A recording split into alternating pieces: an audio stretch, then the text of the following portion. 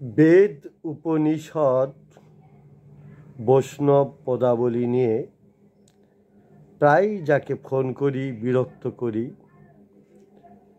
আমার প্রিয় কবি প্রণম্য বাবলু গিরিকে উৎসর্গীকৃত এই ভিডিওটিতে আমি ঈশ উপনিষদের 15তম শ্লোকটির বাংলা সরলার্থটুকু গ্রন্থ অনুসার পাঠ করব। তিনি সাহস দিয়েছেন, অন্যয় যোগে পাঠ করছি। পুষণ হিরণ্ময়েন পাত্রেণ সত্যস্য মুখম অপিহিতম সত্যধর্মায় দৃষ্টায়ে তং তৎ অপাবৃণু। হে জগতের পোষক সূর্য, তোমার জ্যোতির্ময় মণ্ডল রূপ পাত্র দ্বারা সত্যস্বরূপ আদিত্য মণ্ডলস্থ পুরুষের মুখ আচ্ছাদিত রহিয়াছে।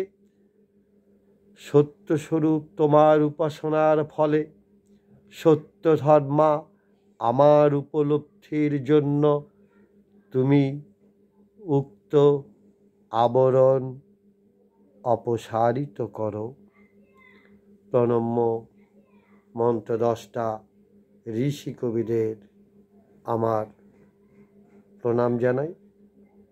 সেই সাথে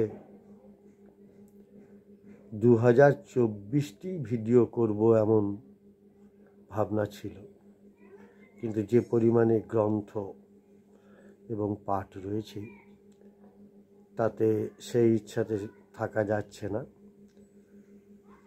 যতটা সম্ভব পাঠ করে যাব, তবে গ্রন্থ থেকে মেসেঞ্জার থেকে লেখাটুকে পাঠ করা আর সম্ভব হবে না।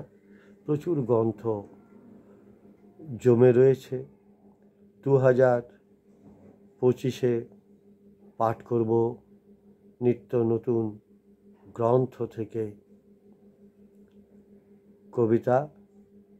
হতে পারে সেই সব কবির কবিতার যাদের ইতিপূর্বে আমি বহুবার পড়েছি, এখানে কোনো রেশন নেই। চিরঞ্জীব, ভালোবাসা, সামান্য স্পর্শ, বাংলা ভাষার উচ্চারণে আবিষ্যের কবিদের কবিতা পাঠ,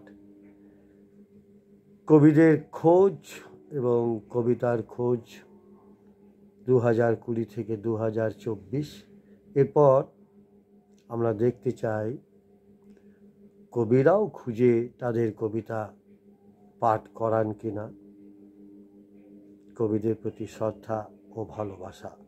গ্রন্থ থেকে কবিতা পাঠ মেসেঞ্জার থেকে নিয়ে আর টোকাটুকি সম্ভব নয়, কারণ আমার নিজেরও অনেক লেখা টোকার অভাবে প্রেসে যাচ্ছে না। ধন্যবাদ, ভালোবাসা।